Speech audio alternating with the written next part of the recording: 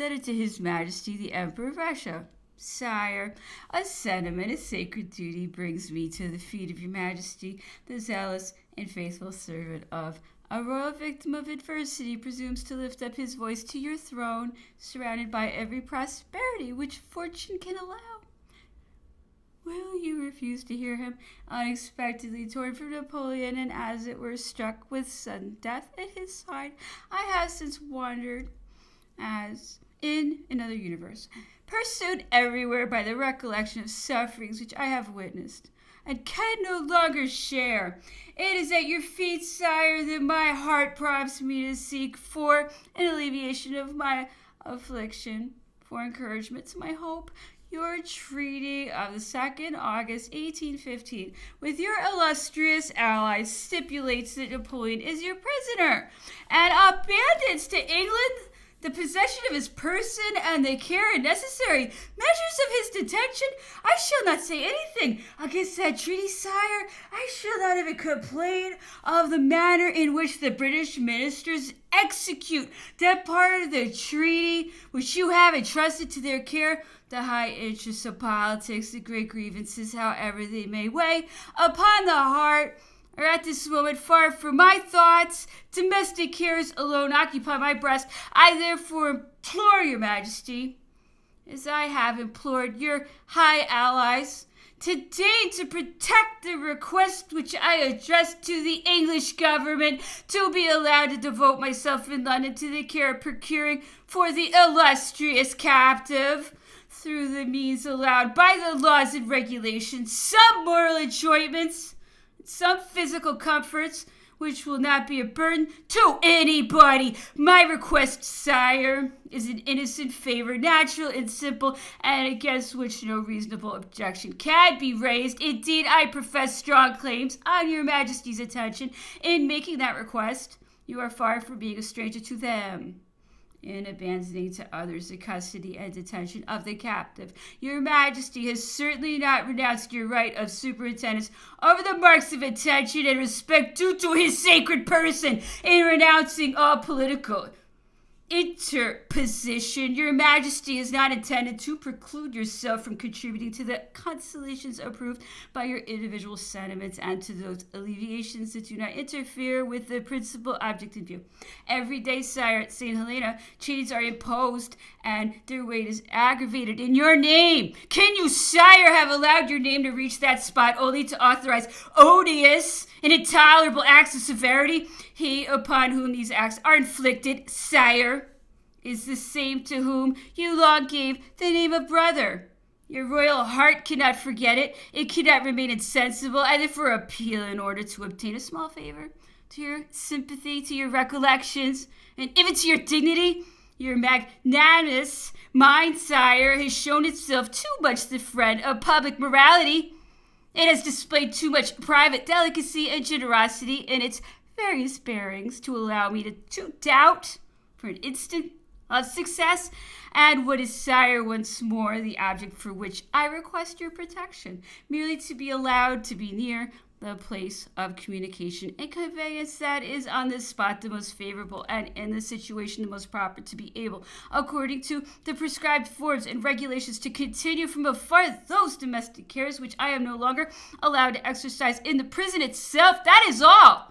Nevertheless, sire, I implore and expect this favor from your Majesty. And how happy should I be if your Majesty should deign to add to it that of confiding to my care that part of the private and moral interest which your great engagements cannot have compelled you to renounce.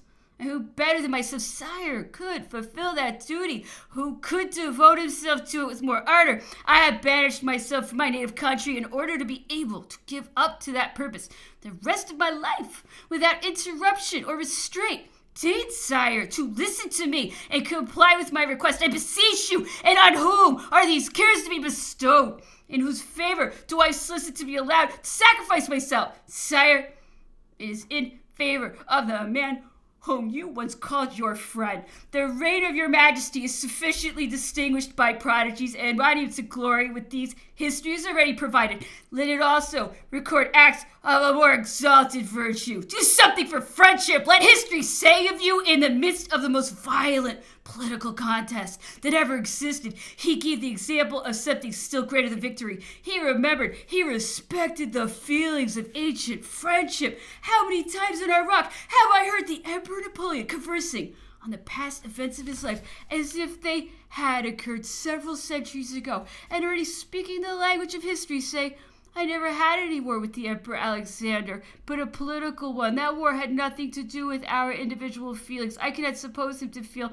any personal animosity against me. A circumstance which would be worthy of you, sire, tended to confirm him in this opinion. A report reached us on our rock that the commissioner of your majesty at St. Helena had at the end of his instructions a recommendation written by your majesty's own hand, enjoining him most positively to show the same marks of respect to the Emperor Napoleon as are shown to yourself. We took pleasure in repeating this report to him. We were aware that he was pleased by it. Such a proceeding was in harmony with the character of your majesty, and we believed in it, without, however, having it in our power to convince ourselves of its truth, for during my stay at least, we never could hold any communication with the commissioner of your majesty. You will doubtless have heard that Napoleon being required by the governor of St. Helena to receive the commissioner of your majesty, and that of your illustrious ally, the Emperor of Austria, ordered the following answer to be given. That of those commissioners were ordered by their masters to take care that in an island in the midst of the ocean, remote from the rest of the world, he should be treated with the respect due to him. He recognized in that measure the character of these two princes, that the governor having declared that they had no right to interfere in anything that happened on that rock, they from that moment were without an officer character in his eyes. He, however, added that he should be happy to see them as private individuals, but this message remained without effect, either from their having never been apprised of it, or from their instructions not allowing them to take advantage of it. Or lastly, perhaps, and I do not think it at all improbable, because the English governor wished in that case to subject them to certain conditions which were inconsistent with their character. If I have thus presumed, sire, to raise my humble voice to your majesty, my temerity was inspired by the entire ardent and unalterable devotion which I cherish for him who once reigned over me, who was my master, and that sentiment will plead in my favor in the eyes of your majesty. I am Count de las Casas, with a heart still oppressed by all the ill usage I had experienced proceeding from the British government. I deemed it incumbent upon me, and a public duty, as it were, to complain to Lord Bathurst in the following letter, which, by the way, was kept secret for upwards of 10 months, and might have remained so forever, had not Mr. Goulburn, under Secretary of State, by certain misplaced and incorrect assertions which he made in the House of Commons concerning me, as will hereafter be seen, compel me in some degree to publish it. This circumstance, however, is an additional pledge to the reader of the authenticity and correctness of all the facts which I have stated. Letter of the Count de las Casas to Lord Bathurst. My lord, were I to bear in silence the arbitrary and tyrannical acts, the infractions of the laws, the contempt of all forms, the violation of principles of which I have been a victim for upwards of a year that I have been in the hands of your agents, my silence might be construed into a tacit acquiescence, which would render me guilty towards myself, towards you, and towards society at large. Towards myself, because I have ample cause to seek for redress towards you who are ignorant of my grounds of complaint and might perhaps hasten to grant me that redress, and towards society, on whose behalf every upright man ought sternly to resist the encroachments of power for the honor of the laws and for the protection of those who come after him. My lord, if I have so long delayed stating my grievances to you, the blame attaches to yourself, to the persecution that has assailed me upon your shores, and to that to which you have given the impulse in neighboring countries. It would appear, in fact, as if a species of torment had been invented for me, a deportation in the high roads. I have been carried from one to another like a malefactor, notwithstanding that I was in the dying state, without any motive having been assigned for such conduct, and without being allowed to take any rest.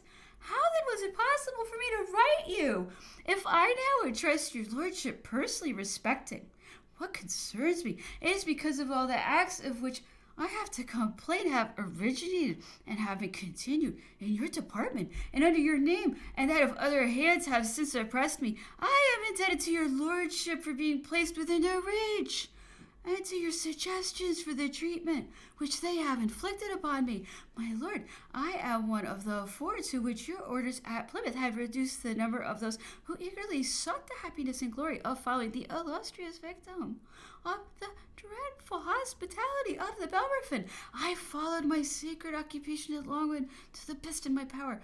All the faculties of my heart and soul were engaged in soothing the bitterest captivity ever known. When the governor of St. Helena suddenly tore me away from that island, perhaps he was right. I had infringed his regulations, but, after all, I was guilty of no other crime than that of using the right which every prisoner possesses of endeavoring, without any scruple, to deceive the vigilance of his jailer. For between us nothing had been left of delicacy, confidence, or honor. I have not complained of the proceedings enforced against me. I was only grieved at the uncalled for insult inflicted upon him from whom I was separated. It was almost by his side, almost under his eyes, that I was arrested, on which occasion he wrote what you no doubt will have read. On seeing me from his window, hurried off to the plain in the midst of waving plumes and horses prancing around me. He'd fancy he saw the savages of the South Sea, who in their ferocious joy dance round the victim whom they are about to devour. My lord, it was natural for me to believe that the cause of what has happened to me, the confiding of secret documents to my servant at his own request, was but the result of a snare laid for me. The governor himself agreed with me that appearances might justify my suspicion, but he gave me his word of honor that he had nothing to do in the business, and I believed him. It had originally been intended, however, that those secret documents should pass through the governor's hands, that they would have been addressed to him if he had not informed me a short time before that if I continued to write in the same style, he would separate me from him to whom I devoted my existence. So true is the assertion, and so unimportant in themselves were these documents, that they have never since been mentioned. They have remained entirely unconnected with the event to which they had given rise. My lord, my captivity in St. Helena was only voluntary. According to your own regulation, it was to cease at my pleasure. As soon, therefore, as I found myself separated from Longwood, I signified to Sir Hudson Lowe that I from that moment withdrew from his personal control and placed myself again under the protection of the civil and general laws. If I had committed any offense, I demanded to be sent into the presence of my judges, that if he thought it necessary to submit to the inspection of ministers my papers, which I had given him sufficient time to examine and to understand, I desired they might be sent to you, my lord, and that I might be sent with them, and in order that he should have the less difficulty in taking this determination, I represented to him the dreadful state of my health and the imminent danger of my son, which required our being sent to where we might procure the first medical advice.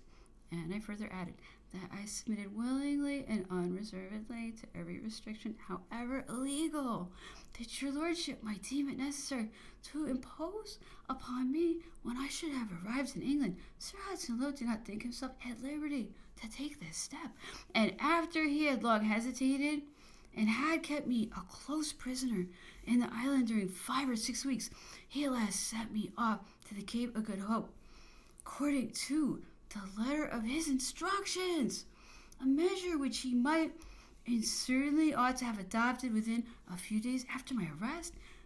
This governor at the same time kept back such of my papers as he thought proper, without allowing me to affix my seal to them, and he would only to do so under the derisive condition of my express consent to his breaking the seal in my absence, and if he thought proper, which was equivalent to a prohibition of sealing them at all. By the aid of such subterfuges, Sir Hudson Lowe might likewise assert that it was in my power to return to Longwood. It is true that being urged by my arguments and by the delicacy of his position with respect to me, he offered to let me go back there because that would have relieved him from his embarrassment. But at the same time he made the offer, he rendered it impossible for me to accept it. You have disgraced me and dishonored me, said I to him, in arresting me in Napoleon's presence. I could no longer be an object of consolation for him, but one rather that would bring painful and injurious recollections to his mind. I could not appear again at Longwood except at his expressed desire. I asked leave to write. I even did write to inquire whether there existed such a wish, but Sir Hudson Lowe insisted upon dictating or controlling the expressions of my letter, and I was bound to refuse. His advantages were by far too great already, placed as he was amongst close prisoners whose actions he separately directed at his will. Besides, if I even went back, he did not consent to return me my papers. The very next day he might renew upon me or upon my unfortunate companions the example of such degrading acts of authority, and I had the grief of having opened the door to such an abuse of power, and my return would give to it the sanction of precedent for the future. No alternative was therefore left to me but to quit the island with an aching heart. I think, my lord, I have stated to you everything relating to my affairs at St. Helena. This account is proved and developed in my correspondence with Sir Hudson Lowe, all the documents of which, carefully arranged and put in order by myself, were seized in the attempts by your directions, and are at present in your possession. My lord, when I arrived at the Cape of Good Hope, I thought myself better situated for enjoying the protection of your laws, away from that fatal island, where certain irregularities might perhaps find a coloring in the importance of the motive which had occasioned them. I found myself at a distance of 500 leagues in a quiet colony governed by the uncontrolled operation of your excellent laws so deservedly extolled. How great was my astonishment! Lord Charles Somerset found no difficulty in doing at that cape what Sir Hudson Lowe had not dared to do at St. Helena, to detain me as a prisoner. In vain I made the same entreaties and urged the same arguments. In vain I offered the same concessions that I offered to Sir Hudson Lowe in order that I might be sent to your lordship in Europe. All was useless. He detained me, and this was an act of his own will and caprice, for Sir Hudson Lowe was not his superior, and could not therefore give him any orders. Lord Charles Somerset governed without control. He held a discretionary power. He could and ought to have been summary judge in my affair, but he constantly refused to listen to me, rejected all explanation, and notwithstanding my warm and urgent representations, contented himself with coolly inquiring of my national judges at a distance of 3,000 leagues whether he should do right in sending me to them, thereby inflicting upon me from that moment the most dreadful sentence that any tribunal could ever have pronounced: an exile and an imprisonment of 7 or 8 months' duration, separated by 3,000 leagues from my family, my private affairs, my country, my connections, and all of my affections. My lord, according to the sanctity of your laws and to the principles which have been transmitted to you by your forefathers, Lord Charles Somerset has become guilty towards me of the greatest of crimes, a crime which in the eyes of many people is equal to that of homicide, and which, from the torments I have been made to endure, exceeds it in mine. I denounce it to you and demand justice at your hands. There is not an Englishman valuing his noble privileges whose voice does not unite with mine, and who does not form to himself a correct idea of the torments I have suffered, In vain it will be alleged that the Cape is but a colony governed by a military power, and still, to a certain extent, by Dutch laws. My lord, the justice and protection of the British laws ought to reign wherever the British name extends. What would be a crime on the banks of the Thames cannot be a matter of indifference in a part of Africa over which the British standard waves. I was not a prisoner of war. I could only be a prisoner amenable to the tribunals. To have kept me 8 months separated from my judges is a denial of justice that would make an Englishman shudder. To have punished me without either trial or sentence is an act of tyranny, which is revolting to your legislation. What did I ask of Lord Charles Somerset? Did I demand my liberty? No, I only requested that I might be sent a prisoner to you, and to undergo a trial if there was a cause for one. But he sported in this instance with that which reason holds most sacred, which is most pleasing to the heart and dearest to man. What could be his motives? What excuses could he plead? He constantly and obstinately refused to give any. And here, my lord, I desire it may be understood that indignation and grief do not carry me so far, and not to distinguish in Lord Charles Somerset the private attentions with which he endeavored to soften my captivity from the infamy of the public act by which he doomed me to it. Although it is true that towards the end of my residence, the warmth of my expressions and no doubt the importunity of my appeals exasperated him so far as to induce him to keep me confined in the country, in spite of my entreaties, and of the deplorable state of my health, out of the daily reach of physicians and medicines. At last, my lord, after a captivity of 7 months, it was signified to me, no doubt in consequence of orders arrived from your lordship, that I had only to procure a vessel that carried me to England. In vain I asked that some opportunity might be selected which would afford some of those comforts which the distressing state of my health and that of my son required. Every suitable ship was refused to me under some pretense or other, and the choice that was left to me was reduced to the only vessel on the eve of sailing, and even that was pointed out to me by the governor himself. I was compelled to embark in it as a prisoner, and yet at my own expense. This, by the way, appears a little contradictory, and in this brig of the burden of 230 tons, and having a crew of 12 men, we had to endure a voyage of nearly 100 days without a physician, and subjected to all the inconveniences, all the privations, all the evils attendant on so small a vessel.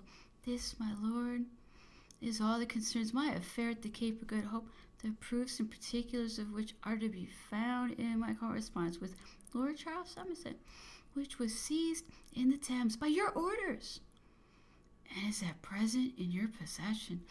On reaching your shores, my lord, I thought I had got to the end of my troubles. On my arrival at the Cape, I had the honor of addressing a letter to the Prince Regent to implore his royal protection.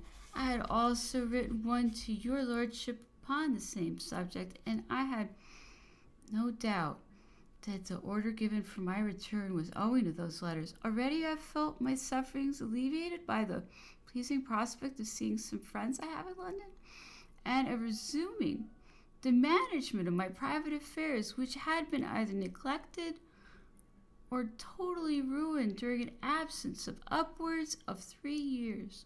But what was my surprise?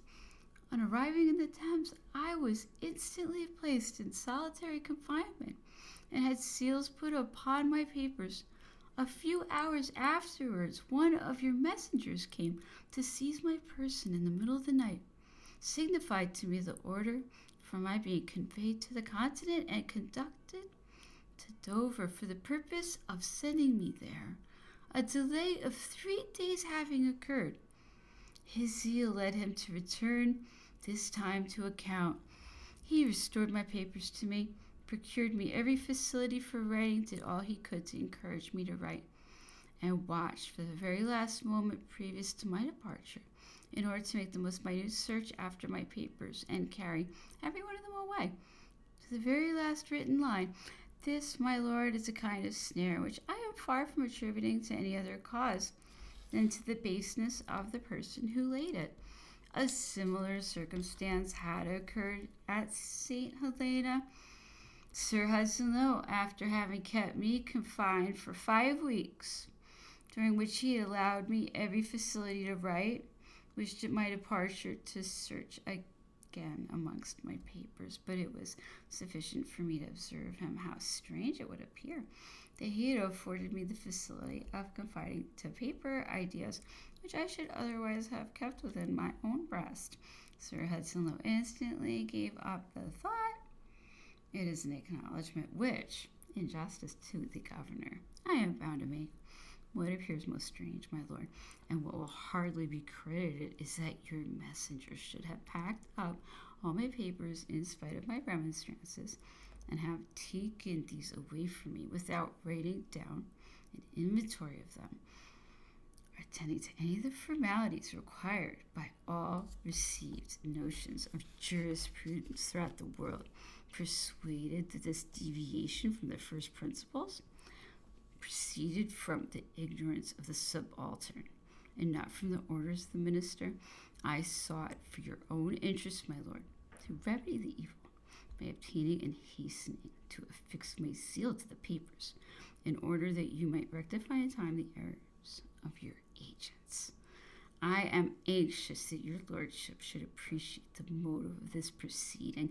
It was solely intended, as will be made evident to you by the nature of my papers, to afford you an insight into my character and a proof of my moderation.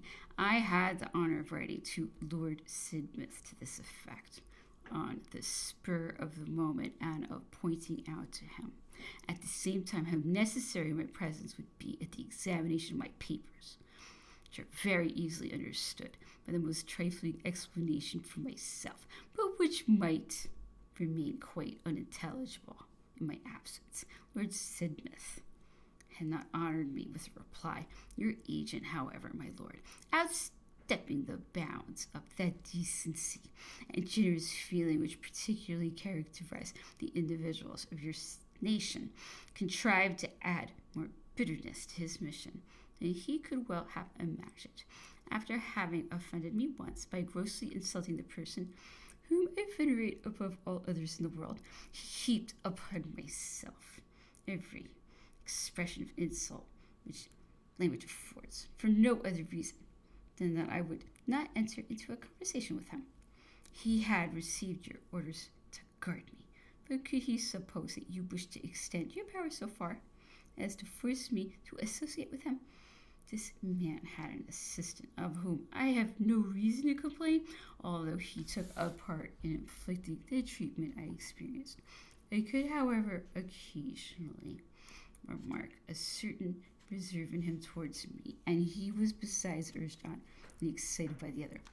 Your messenger, my lord, in signifying to me in the middle of the night the order for my removal, left me no other choice than to Calais or Ostend. I had hardly recovered from my surprise when I had to make an immediate decision. A few hours afterwards, I asked, upon further reflection, whether I could not be allowed to go to America or to some other part of the continent. The messenger replied in the negative, and that he had already written to the government to communicate the choice they had made. I again urged the subject, but he assured me he was persuaded that all my endeavors would be in vain. Could this assertion be true, my lord? I have a difficulty in believing it. Nevertheless, it determined my fate. I have seen, but have not been allowed, to hold in my hands the order of His Royal Highness the Prince Regent, which commands me instantly to quit England. Was this refusal a mere matter of form? Was it a precaution taken Would this royal act involve any responsibility, or was it feared that I might pride myself upon it? And in fact, could it be otherwise when, without laying any crime to my charge, it seemed only to punish an act of the most fair devotedness, that of a servant sacrificing himself with his master when fortune had deserted him? My lord, when your lordship limited my choice, I selected Austin in preference to Calais from the pure motives of delicacy suggested to me by tender love of my country. It would have been too painful to me that my countrymen should ever be accused of having persecuted me for a virtuous action. This conduct on their part might perhaps, however, have been least excusable. On yours, my lord, my removal from England proceeded from a mere caprice, a severity that nothing can palliate. I am now, however, upon the continent, where I have been thrown by you against my will. Allow me, my lord, to pause here for a moment. I know every circumstance of my life, and happily there is not a corner in Europe where I may not tread with an easy heart, an open countenance, and a firm step. But you, my lord, who neither have the leisure nor the will, nor the means of inquiring into my obscure career, if by chance I have been brought into danger through the effects of political dissensions, during the existence of which all actions that are prescribed are not therefore crimes. If I had fallen a sacrifice, I should have been called a victim by you, my lord. Who would have delivered me up? What name might not have been given to you? Were you not exposing yourself to have it said of you? Whilst the English legislature prides itself upon having abolished the trade of black slaves to the islands of America, the British ministers are trading in white flesh on the continent of Europe. My lord, in consequence of the impulse which your lordship has given to my destinies, I have been seized and conducted across the kingdom of the Netherlands like a malefactor. And though in a dying state I have been treated without mercy, I have loudly complained of this conduct. On this subject, my lord, shall I venture to repeat to you some unpleasant truths that were told me? But why not? All your countrymen have a right to tell the truth fearlessly to a British minister. And this is much more incumbent upon a foreigner who has such just motives of complaint and sorrow. Well then, my lord, when I complained of so revolting an abuse of power against me, I was asked from what part of the world I came, and whence proceeded my astonishment. Some person said to me, "We have a good king. Do not find fault with him. He is only the instrument that strikes you. The tyrannical hand that wields it is farther off." Others added, the English nation had settlements in India a long time since for the benefit of its commerce, and the English ministers are now establishing some upon the continent to favor their despotism. When their authority is eluded in England, they protracted upon the continent. They have placed among us their instruments of torture and their executioners, and you will neither escape from their inquisition nor from the punishment it inflicts. Then followed a volley of animadversions and imprecations against England and Englishmen. No doubt, my lord, the people who are wise, well-informed, and free from passions are not mistaken on this subject, and know with whom alone the blame rests. They can very well distinguish the excellence of the laws from their violation, and from the abuse of power. They know that true Englishmen abhor and detest all species of tyranny, whether at home or abroad. That In their island, they are the most ardent defenders, the most zealous guardians of the great and noble truths which upon our continent are the objects of our hopes and of our wishes. But the majority of the people do not consider the question so closely. They find it the shortest way to attack a whole nation and to involve it in one general condemnation. But in short, my lord, what is after all my crime? I demand what can be the motive of so cruel a persecution, and the countries in which that persecution has been continued by the impulse given by you. Unite with me in demanding it.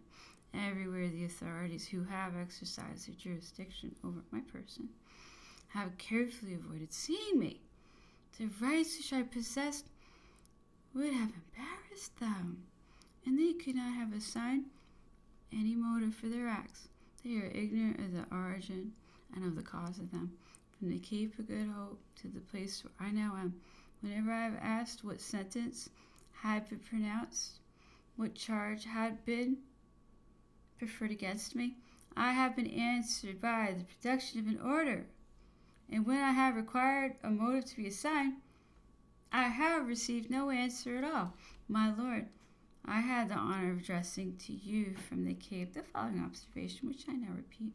What rational objection can be raised against the wish which I expressed to inhabit your country and to reside near you? Was it feared that I should converse and write upon political subjects? But if I had, what inconvenience could result therefrom to England?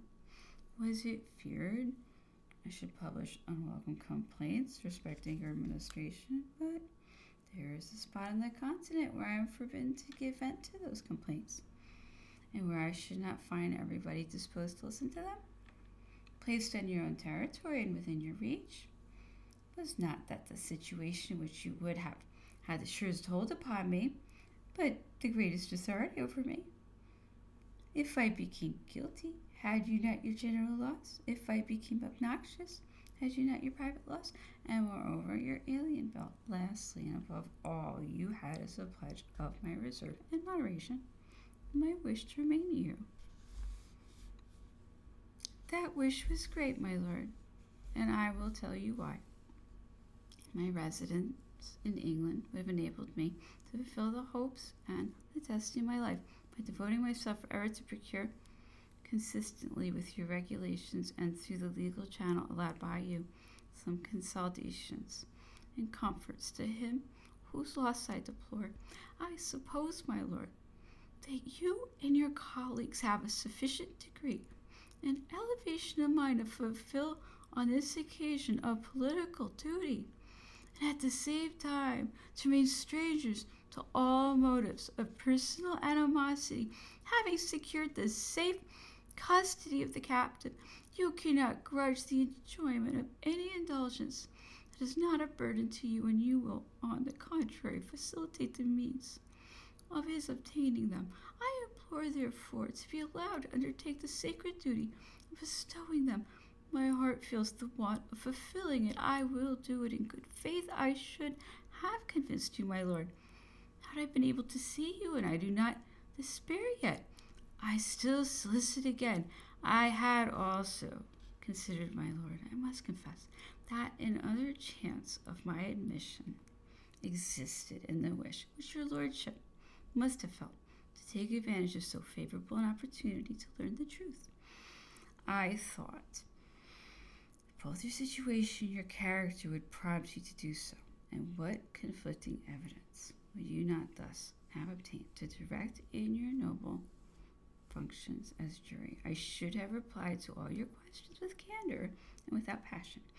I should have convinced you quietly, if you'd wished it, of all the errors in which the multiplicity and importance of your affairs compel you to remain with respect to us.